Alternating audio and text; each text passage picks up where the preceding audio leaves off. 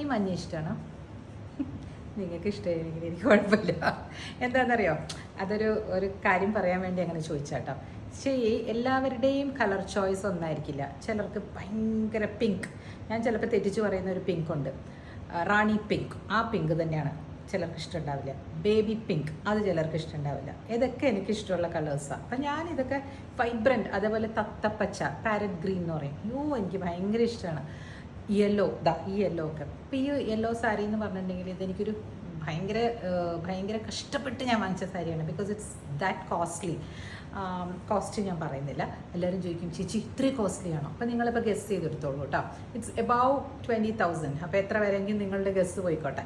അപ്പോൾ ആ സാരി ഉടുക്കാനായിട്ട് നമ്മളിങ്ങനെ എടുക്കുമ്പോൾ ആരെങ്കിലും അതിനെ കണ്ടിട്ട് അയ്യേ എന്ത് കളറാണ് ഇത് എന്ന് ചോദിച്ചാൽ നിങ്ങൾ എന്തായിരിക്കും ഉത്തരം പറയാം? ഞാനാണെങ്കിൽ എന്ത് പറയുന്നറിയോ?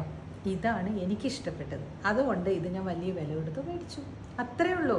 അവരുടെ ചോയ്സാണ് അവരുടെ കളേഴ്സ്. ഇപ്പം എനിക്കുള്ള ചോയ്സ് പോലെ ആ പറഞ്ഞ ആൾക്കും അതുപോലെ ചോയ്സസ് കാണും. അവർ പറഞ്ഞോട്ടെ, നിങ്ങളത് മനസ്സിലേക്ക് എടുക്കണ്ടെന്നേ, പുല്ല് വില കൊടുത്താൽ മതി. ശരിയല്ലേ? അത്രേ ഉള്ളൂ. നമ്മൾ അങ്ങനെ അങ്ങ് എടുത്താൽ മതി. നമ്മളെടുത്തത് നമ്മുടെ ചോയ്സ്, നമുക്ക് ഇഷ്ടപ്പെട്ടു, നമ്മളെടുത്തു, ദാറ്റ്സ് ഇറ്റ്. അവർ പറഞ്ഞതിൻ്റെ ഉദ്ദേശം വേറെ വലുതുമായിരിക്കും. ഇവളത്ര ഞെളിയണ്ട, അത്ര ഭംഗിയുണ്ടെന്ന് വിചാരിക്കേണ്ട, അങ്ങനെയൊക്കെ വിചാരിച്ചിട്ടായിരിക്കും പറയുന്നത് നമ്മളെ പുട്ട് ഡൗൺ ചെയ്യാനായിട്ട്. അപ്പോൾ when your reaction is going to be ഇതെനിക്കിഷ്ടമായി അതുകൊണ്ട് ഞാനെടുത്തു, അത്രേ ഉള്ളൂ. കലാഷ്.